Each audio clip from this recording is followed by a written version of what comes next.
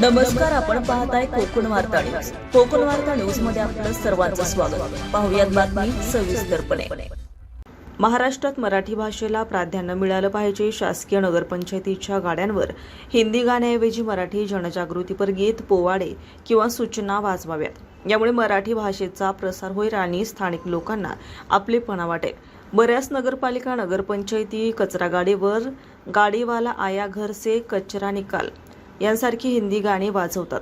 पुणे, ठाणे, कल्याण, डोंबिवली अशा अनेक ठिकाणी मनसेने यापूर्वीही मराठी गाण्याची मागणी केली.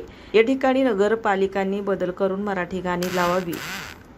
तसेच मनसेच्या स्थानिक पदाधिकाऱ्यांनी नगरपंचायत प्रशासनाला निवेदन देऊन कचरा गाडीवरील गाणे मराठी टाकण्याची मागणी केली. महाराष्ट्रात मराठीच या भूमिकेतून ही मागणी करण्यात आली आहे.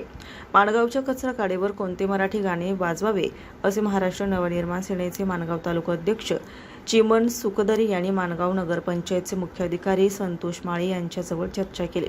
ब्युरो रिपोर्ट सचिन पवार, कोकण वार्ता न्यूज, माणगाव, रायगड. महाराष्ट्र राज्यामध्ये आज हिंदी ही बोलीभाषा असल्या कारणाने आज महाराष्ट्रामध्ये मराठी सक्ती झाली असताना आज माणगाव तालुक्यातील महाराष्ट्र नवनिर्माण सेनेचे तालुका अध्यक्ष चिमण सुखदरी आपल्यासोबत आहे. त्यांच्याकडनं जाणून घ्या की माणगाव तालुक्यामध्ये जे कचरा गाडी आहेत त्याबद्दल ते काय सांगतात. चिमणजी, आपण सांगू शकता की माणगावमध्ये ज्या कचरा गाडीवरती जी हिंदी भाषा वापरली जाते त्याबद्दल आपण काय सांगाल, काय त्यांना आपण उद्देश दिलेला आहे? काल आम्ही सीओ साहेबांना या संदर्भात निवेदन दिलं आहे की कचरा गाड्यांवरती जी हिंदी भाषा चालते ती भाषा मराठीत करावी. आणि त्यांनी आम्हाला प्रामाणिक उत्तर दिलेलं आहे की आम्ही साहेब हे जे चुकीचं झालं आहे याच्यावरती आम्ही लवकरात लवकर कारवाई करू. आम्ही त्यांना 8 दिवसाचं अल्टिमेटम दिलेलं आहे. 8 दिवसात जरी कुठली गोष्ट घडली नाही तर महाराष्ट्र नवनिर्माण सेनेच्या माध्यमातून आंदोलन करण्यात येईल.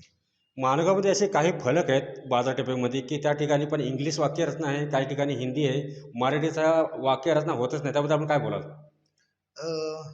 मागच्या वेळेला आम्ही त्याचं आंदोलन घेतलं होतं, प्रशासनाला पत्र दिलं होतं, प्रशासनाने त्याच्यावरती पण बऱ्यापैकी जर तुम्ही आज बघायला गेलात तर मराठी फलक ह्या माणगाव तालुक्यात दिसतील तुम्हाला. त्याचं आंदोलन आम्ही गेल्या वर्षी केलं होतं आणि प्रशासन याच्यावरती काय कारवाई करेल याच्याकडे आम्ही लक्ष देतो. दुसरी गोष्ट अशी आहे की Mumbai Goa highway national highway 66 असल्याकारणाने आज जवळपास 17 ते 18 वर्ष रखडलेला आहे. काही ठिकाणी असं बघितलं तर रस्त्याचं काम अर्धवट ठेवलेलं आहे. त्याने त्यातमध्ये मुंबई गोवा हायवेवरती 2 टोल चालू झाले आहेत किंवा बंद झाले आहेत. त्याबद्दल आपण टोल चालू करायचं की न करायचं याबद्दल आपण काय सांगाल?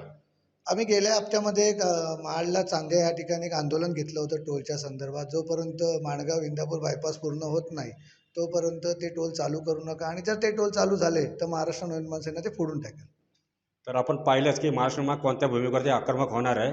कॅमेरामन सोबत जाधव, सचिन पवार, माणगाव, रायगड.